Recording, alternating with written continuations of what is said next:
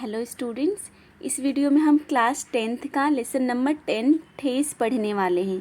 यह पूरक पठन है और इसके लेखक है फणीश्वरनाथ रेणु जी। और इनका परिचय है कि इनका जन्म हुआ था 1921 पूर्णिया बिहार में। इनकी मृत्यु हुई थी 1977 को। इनका परिचय है हिंदी कथाधारा का रुख बदलने वाले फणीश्वरनाथ रेणु जी को आज़ादी के बाद के प्रेमचंद की संज्ञा दी जाती है। आपकी कहानियों और उपन्यासों में आंचलिक जीवन की धुन, गंध, लय, ताल, सुर, सुंदरता, कुरूपता स्पष्ट रूप से दिखाई पड़ती है।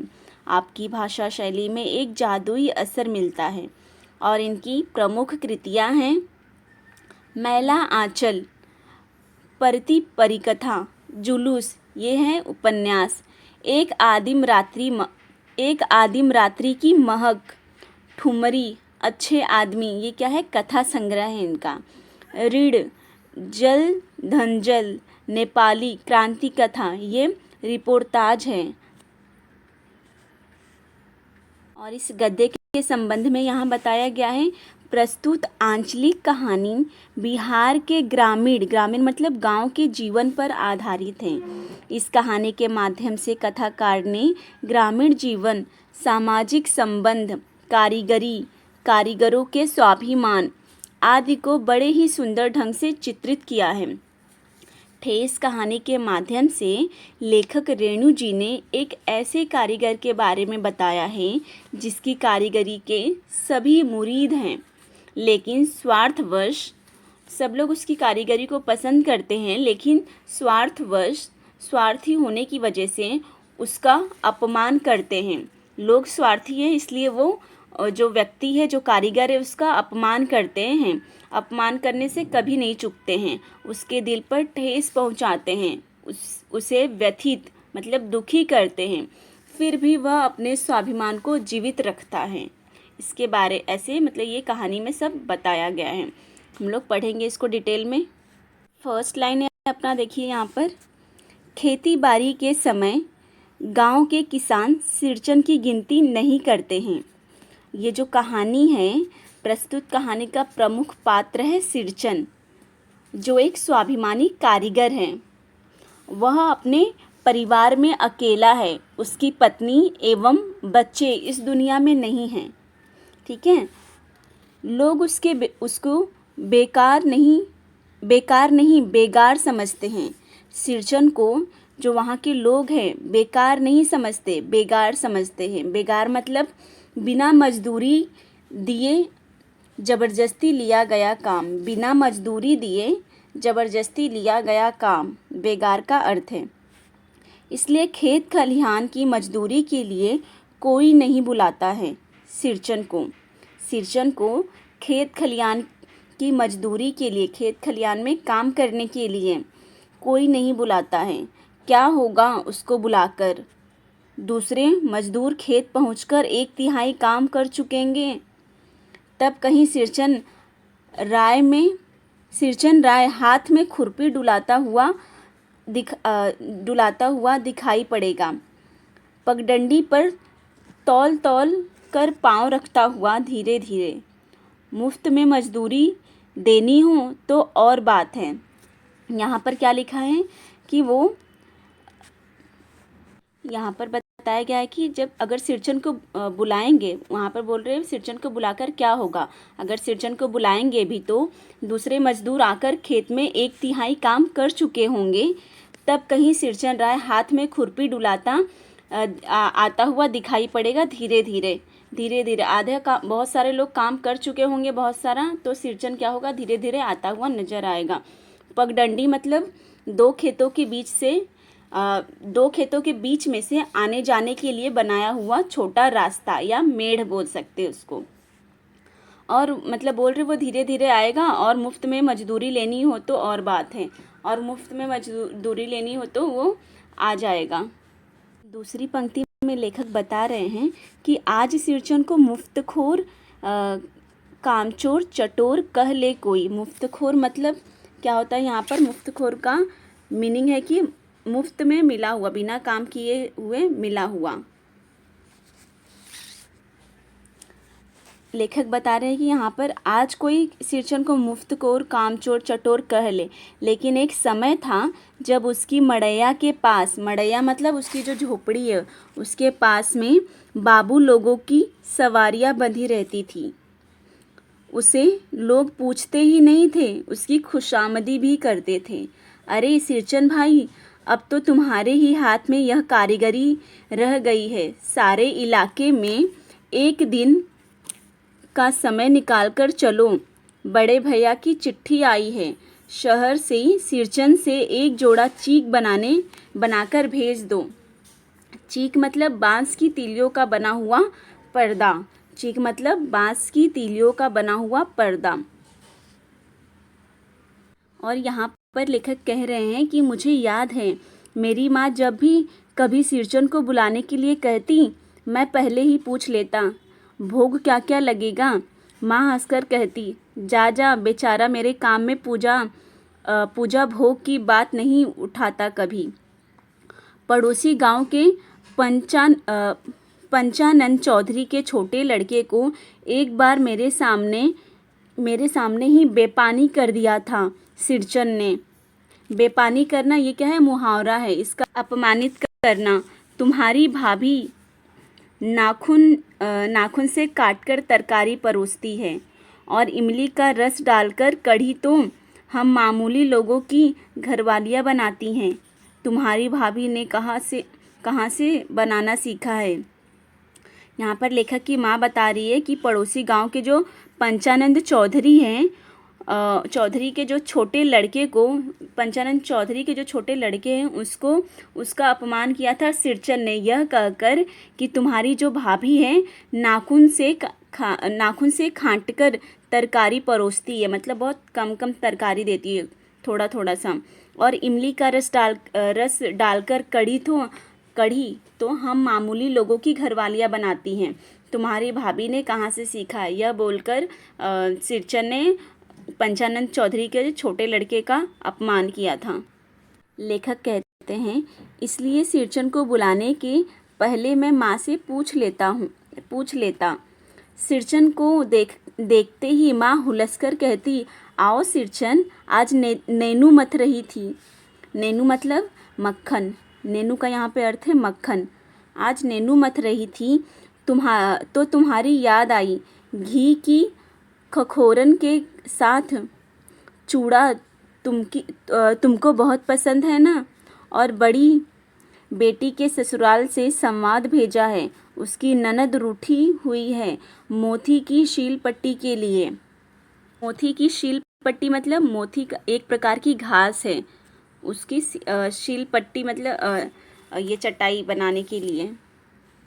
सिरचन अपनी पनियाई जीभ को संभालकर हंसता हंसता घी की सौंधी सुगंध सूंघकर ही आ रहा हूँ काकी, नहीं तो इस शादी ब्याह के मौसम में दम मारने की भी छुट्टी कहाँ मिलती है। यहाँ पे बताया गया है कि सिरचन अपनी पनियाई जीभ मतलब उसको ये जो मक्खन की और ये जो घी को जलाने के बाद जो खुरचन निकलता है उसकी सुगंध से ही उसके मुंह में पानी आने लगा और अपना मतलब जीभ संभालते संभालते वो उस घी की सौंधी सुगंध सूंघकर ही आ रहा हूँ काकी। लेखक की माँ को बोलते हैं सिरचन कि आ रहा हूँ काकी, नहीं तो इस शादी ब्याह के मौसम में दम मारने की भी छुट्टी कहाँ मिलती है। सिरचन जाति का कारीगर है। सिरचन जो है वो जाति का क्या है? कारीगर है। शीतल पाटी, चीक आदि कारीगरी की चीज़ें बनाना उसका काम है। आजकल इस काम को समाज में निरुपयोगी समझा जाता है। मैंने घंटों बैठकर उसके काम करने के ढंग को देखा। लेखक कह रहे हैं कि मैंने सिरचन के पास घंटों बैठकर उसके काम करने के ढंग को देखा। एक एक मोती एक प्रकार की घास है, एक एक मोती और पटरी को हाथ में लेकर बड़े जतन से उसकी कुच्ची बनाता। कुच्ची मतलब झाड़ू टाइप में पूरा इकट्ठा करके एक कुच्ची बनाता। फिर कुच्चियों को रंगने से लेकर सुतली सुलझाने में पूरा दिन समाप्त। काम करते समय उसकी तन्मयता में जरा भी बांधा पड़ी तो गेहूं सांप की तरह फुफकार उठता। फिर किसी दूसरे से करवा लीजिए काम। सिरचन मुँहजोर है, कामचोर नहीं। लेखक बता रहे हैं कि मैंने लेखक ये सिरचन के पास बैठकर बहुत देर तक मैंने उसका काम देखा है। वो कैसे काम करता है, पूरा मन लगाकर काम करता है। एक एक मोती और पटरे को हाथ में लेकर बड़े जतन से कुच्ची बनाता है। फिर कुच्चियों को रंगने से लेकर सुतली सुलझाने में उसका पूरा दिन ख़त्म हो जाता है। काम करते समय उसकी तन्मयता, मतलब वो जो पूरा उसमें मगन होकर जो काम करता है पूरा मिलकर, उस टाइम पर कोई आकर अगर उसके काम में इंटरफेयर करता है, कोई भी उसके काम में बाधा डालता है, तो वो गेहूं सांप की तरफ फुफकार उठना, मतलब बहुत गुस्सा हो जाता है और गुस्से में बोलता है कि फिर किसी दूसरे से काम करवा लीजिए। सिरचन मुँहजोर है। मुँहजोर मतलब मुंह से बकबक करने वाला भले है लेकिन कामचोर नहीं है, ऐसा वो अपने बारे में बोलता है। बिना मजदूरी के पेट भर भात पर काम करने वाला कारीगर। दूध में कोई मिठाई न मिले तो कोई बात नहीं। यहाँ लेखक बता रहे हैं कि सिरचन कैसा है, बिना मजदूरी के, मजदूरी उसको नहीं मिलती, बस पेट भर भात, भात मतलब राइस चावल, बस पेट भर भात पर काम करने वाला कारीगर है सिरचन। दूध में कोई मिठाई न मिले तो कोई बात नहीं, किंतु बात में जरा भी झाला वह नहीं बर्दाश्त कर सकता। सिरचन को लोग चटोर भी समझते हैं। चटोर मतलब लालची समझते हैं। तली बघारी हुई तरकारी, मतलब तली हुई और ऐसे मसाले वाली बघारी हुई जो तरकारी सब्जी है। दही की कढ़ी, कढ़ी कैसी होनी चाहिए, दही डाला हुआ। मलाई वाला दूध, इन सब का प्रबंध पहले कर लो, तब सिरचन को बुलाओ, दुम हिलाता हुआ हाजिर हो जाएगा। खाने पीने में चिकनाई की कमी हुई कि काम में सारी चिकनाई खत्म। मतलब यहाँ पे लेखक बता रहे हैं कि अगर सिरचन के खाने पीने में कोई कमी होती है तो वो काम में भी क्या करता है, काम में भी अच्छे से नहीं करता है। काम अधूरा रखकर उठ खड़ा होगा। अगर उसको खाने पीने को अच्छे से नहीं मिला तो वो काम अधूरा ही छोड़कर उठ खड़ा होगा और बोलेगा, आज तो अब अध कपाली, मतलब आधे सिर के दर्द से माथा टनटना रहा है, थोड़ा सा रह गया है, किसी दिन आकर पूरा कर दूंगा। किसी दिन माने कभी नहीं। मतलब यहाँ पर अगर उसको अच्छे से खाने पीने नहीं मिलेगा तो वो बोलेगा कि मेरा सर दर्द हो रहा है, मैं किसी और दिन आकर काम पूरा कर दूंगा, और किसी और दिन मतलब वो कभी नहीं आएगा और कभी भी काम पूरा नहीं करेगा। यहाँ पर एक मुहावरा है, माथा टनटनाना। माथा टनटनाना यहाँ पर दिया है, मतलब सिर में दर्द होना। माथा टनटनाना मतलब सिर में दर्द होना।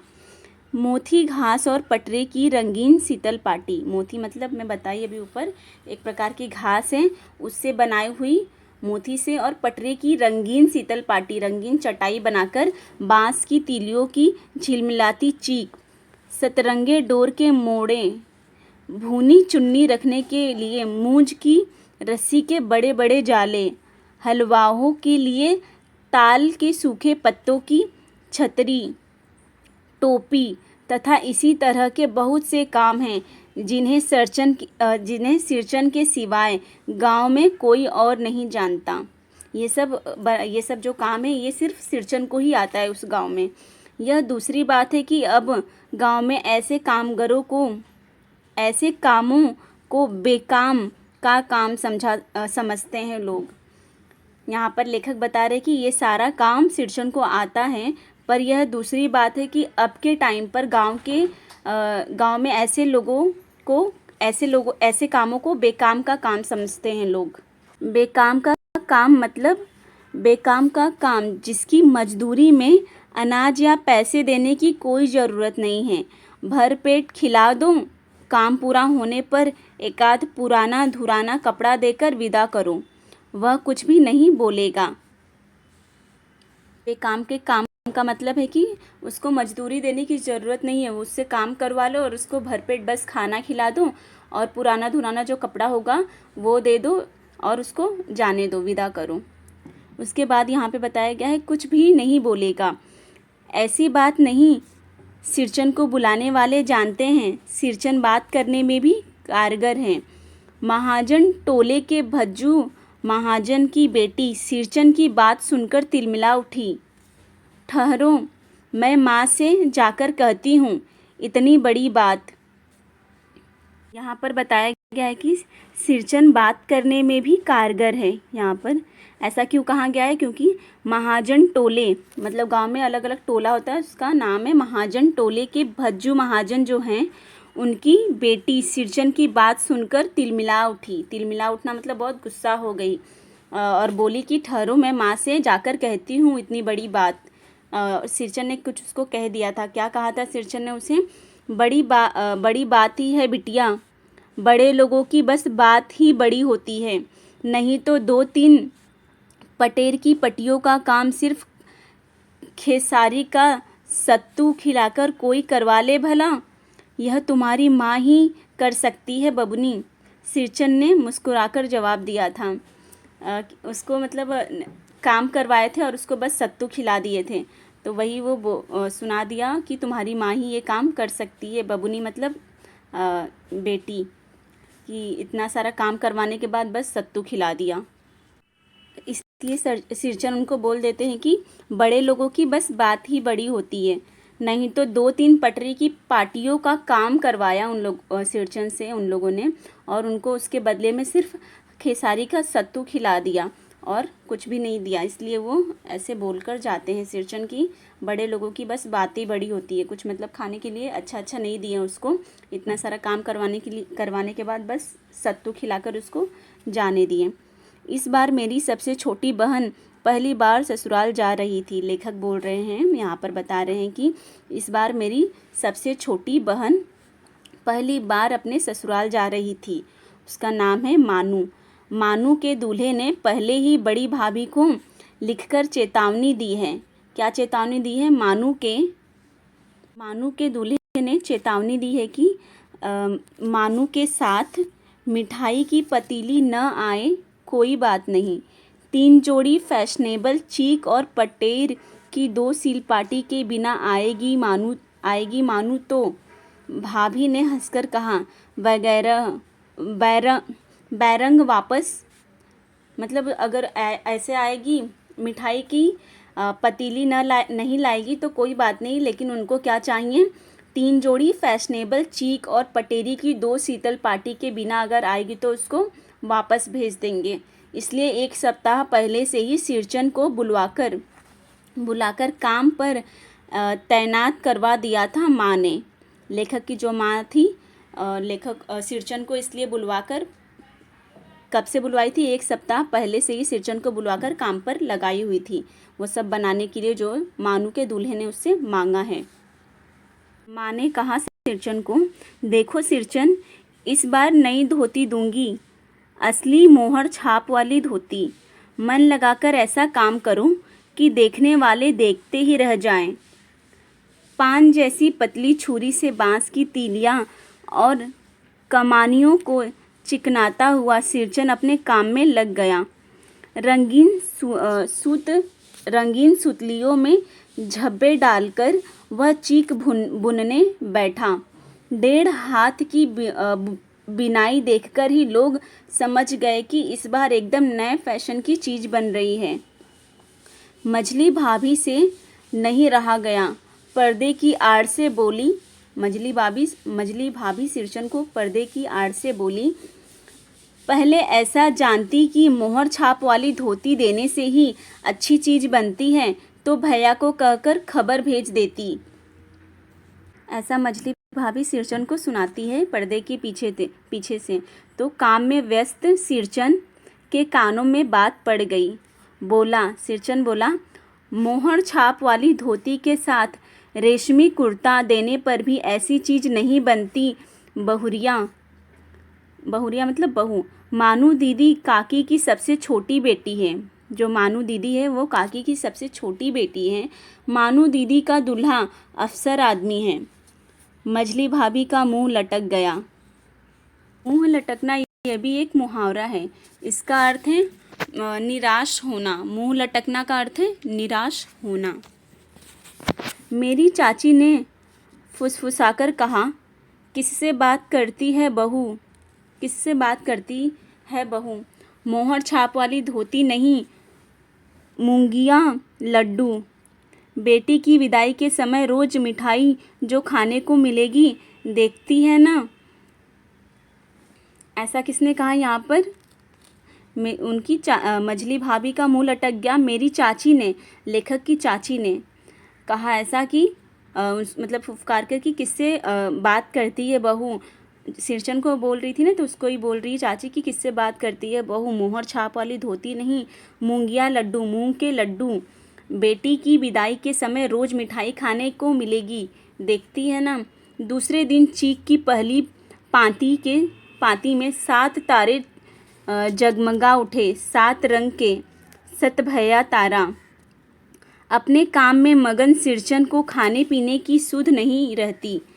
चीक में सुतली के फंदे डालकर उसके पास पड़े सूप पर निगाह डाली।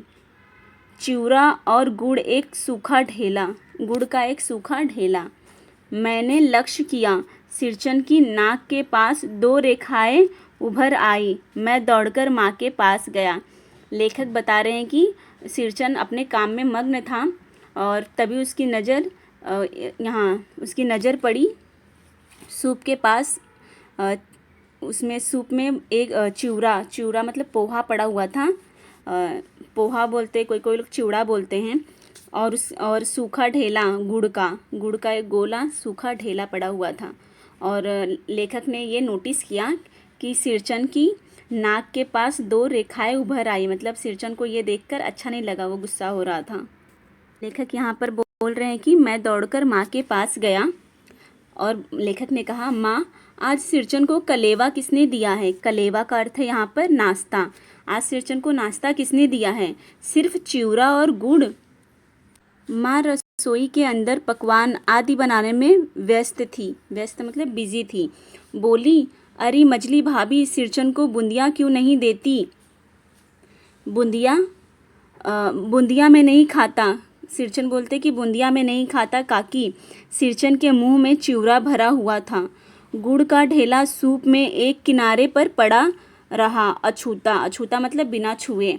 माँ की बोली सुनते ही मछली भाभी की भौहें तन गई।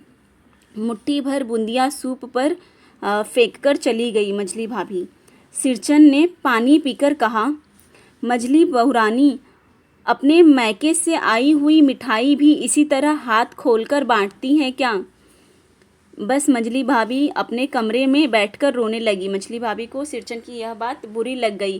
सिरचन ने कहा ना, मछली बहुरानी, आपके मैके मतलब उनका जो ये मायका है, नैहर है, वहाँ से भी आई हुई मिठाई आप ऐसे ही मुट्ठी खोलकर, हाथ खोलकर बांटती हैं क्या?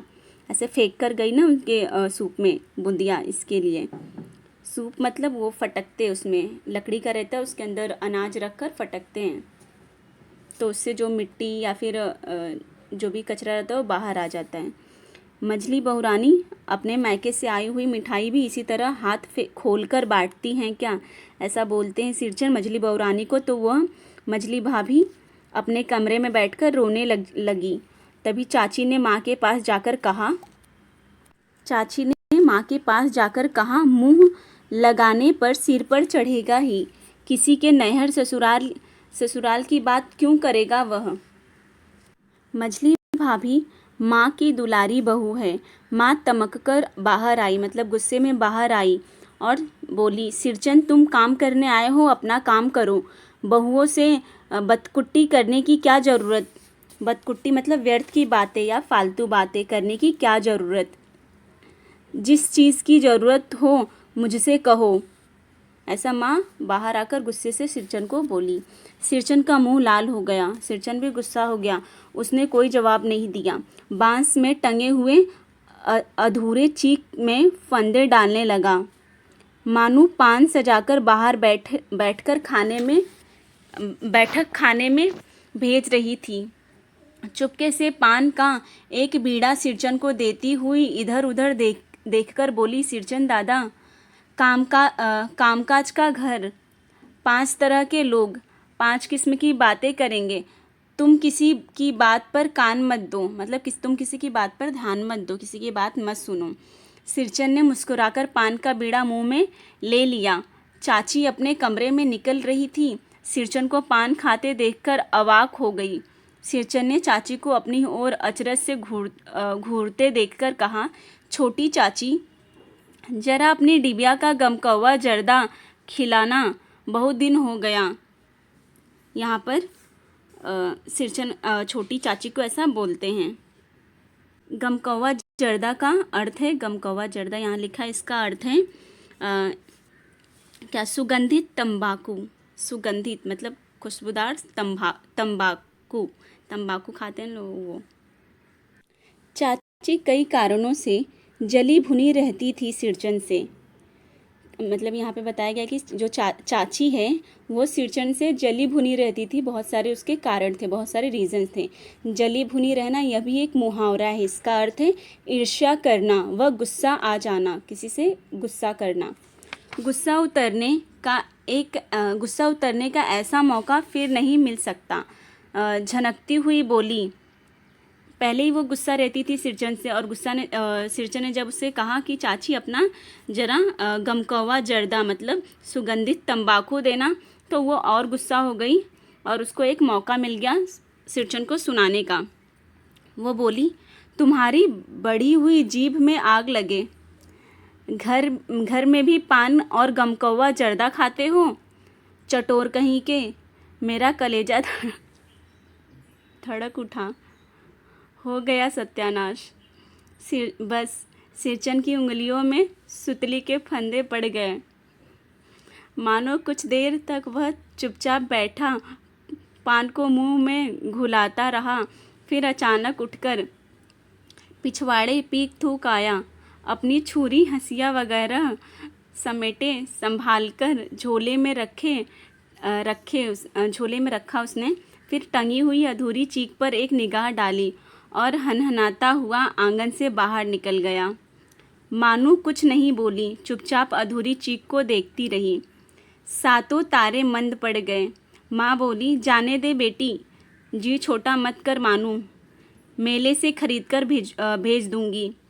मैं सिरचन को मनाने गया। लेखक बोल रहे कि मैं सिरचन, यहाँ पर ये सब जब बोला गया उसको, तो वो चाची ने ये सब बोला तो वो गुस्सा होके और सब अधूरा काम छोड़कर और चला गया। लेखक की माँ बोली कि जाने दे मानू, जी छोटा मत कर, उदास मत हो, मैं तेरे लिए मेले से खरीद कर ला दूंगी। ये जा रहा है तो इसको जाने दे। लेकिन जो लेखक है वो सिरचन को मनाने के लिए गए, तो वहाँ पर लेखक ने देखा कि एक फटी हुई शीतल पाटी मतलब एक फटी हुई चटाई पर, शीतल पाटी मतलब चटाई पर लेटकर वह कुछ सोच रहा है। मुझे देखते ही बोला, बबुआ जी अब नहीं, कान पकड़ता हूँ अब नहीं। मोहर छाप वाली धोती लेकर क्या करूँगा, कौन पहनेगा।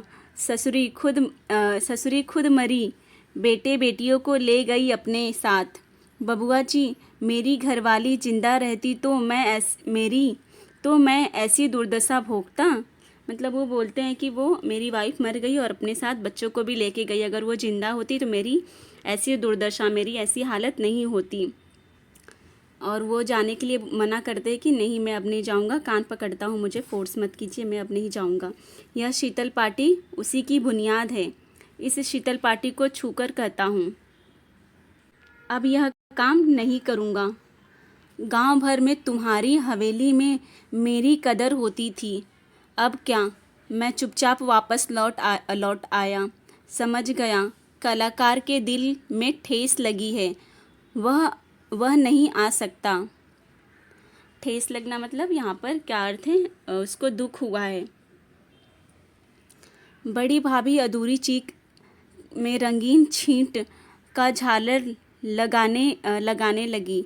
यह भी बेजा नहीं दिखलाई पड़ता क्यों मानू कुछ नहीं बोली बेचारी, किंतु मैं चुप नहीं रह सका। चाची और मजली भाभी की नज़र न लग जाए इसमें भी।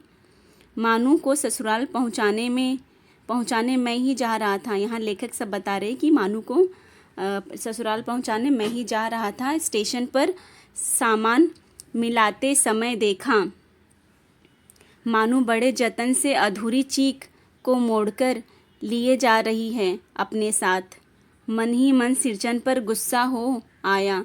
चाची के सुर में सुर मिलाकर कोसने को जी हुआ।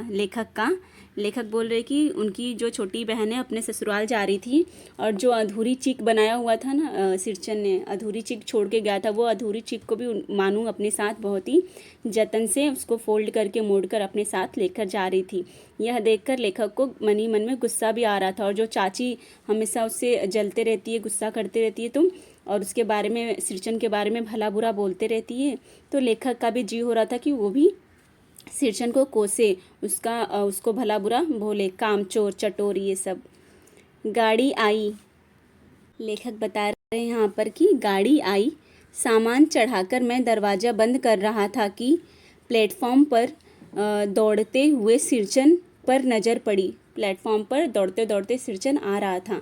बबुआ जी, उसने दरवाज़ा के पास आकर पुकारा। सिरचन ने दरवाजे के पास आकर पुकारा, बबुआ जी क्या है? मैंने खिड़की से गर्दन निकालकर झिड़की के स्वर में कहा। झिड़की मतलब गुस्से से लेखक ने अपना खिड़की से सर निकाला और बोला, क्या है? सिरचन ने पीठ पर लदे हुए बोझ को उतारकर मेरी ओर देखा। दौड़ता आया हूँ। दरवाज़ा खोलिए। मानू दीदी कहाँ हैं? एक बार देखूं। मैंने दरवाज़ा खोल दिया। लेखक बोल रहे, मैंने दरवाज़ा खोल दिया। सिरचन ये सब बोला कि मानू दीदी कहाँ हैं, देखूं मैं उनको। सिरचन दादा, मानू इतना ही बोल सकी। मानू ने उसको बोला, सिरचन दादा। खिड़की के पास खड़े होकर सिरचन ने हकलाते हुए कहा, यह मेरी ओर से है। सब चीज़ें हैं दीदी, शीतल पाटी, चीक और एक जोड़ी आसनी कुश भी है। कुश की गाड़ी चल पड़ी। मानू मोहर छाप वाली धोती का दाम निकालकर, मतलब मूल्य, कीमत, पैसा निकालकर सिरचन के जीभ को दांत से काटकर दाम निकालकर देने लगी। तभी सिरचन ने जीभ को दांत से काटकर दोनों हाथ जोड़ लिए और कहा, दोनों हाथ जोड़ लिए सिरचन ने, पैसे नहीं लिए। जीभ को दांत से काटकर दोनों हाथ जोड़ लिए, मतलब सिरचन ने जो वो छाप वाली धोती, मानू जो है मोहर छाप वाली धोती का जो पैसा दे रही थी सिरचन को, सिरचन ने वो पैसा लेने से मना कर दिया और हाथ जोड़ लिया मानू के सामने। मानू फूट फूट कर रो रही थी। मैं बंडल को खोलकर देखने लगा। लेखक बोल रहे हैं कि मानू फूट फूट कर रो रही थी, बहुत ज़ोर ज़ोर से रो रही थी, और मैं क्या किया, बंडल को खोलकर देखने लगा। फूट फूट कर रोना, ये भी एक मुहावरा है, इसका अर्थ है ज़ोर ज़ोर से रोना। और लेखक बंडल खोलकर देखने लगे। ऐसी कारीगरी, ऐसी बारीकी, रंगीन सुतलियों के फंदों का ऐसा काम पहली बार देखा था। मतलब सिरचन ने बहुत ही अच्छा सब बनाकर लेकर आया था वो, जिसे देखकर लेखक को मतलब इतना कुशलता है उस काम में, कारीगर को उसके काम में बहुत ही वो अच्छा है, अपने काम में बहुत ही अच्छे से उसने सब बनाकर लाकर मानू को स्टेशन प्लेटफॉर्म पर देकर गए वो सिरचन। इसलिए चीक एक शब्द आया है। चीक मतलब बांस की तीलियों का बना हुआ पर्दा, और शीतल पाटी मतलब चटाई। अब इस ये जो कहानी है इसका एक सारांश बता देती हूँ, जिससे आप लोगों को और अच्छे से समझ में आ जाएगा। प्रस्तुत कहानी का प्रमुख पात्र, मुख्य पात्र कौन है? सिरचन है, जो एक स्वाभिमानी कारीगर है। वह अपने परिवार में अकेला है, उसकी पत्नी एवं बच्चे इस दुनिया में नहीं हैं। शीतल पाटी, चीक, शीतल पाटी का अर्थ क्या है यहाँ पर? चटाई, और चीक मतलब पर्दा आदि कारीगरी की चीज़ें बनाना सिरचन का काम है। आजकल इस काम को समाज में निरुपयोगी समझा जाता है। निरुपयोगी मतलब किसी काम का नहीं समझा जाता है। गांव वाले उसे कामचोर, मुफ्तखोर या चटोर कहते हैं।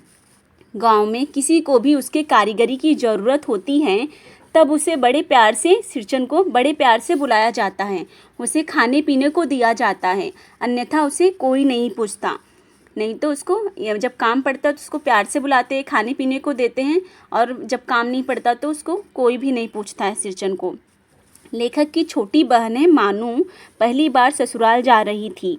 उस वक्त उसके दूल्हे ने चीक मतलब पर्दे और शीतल पाटी मतलब चटाई की मांग की थी।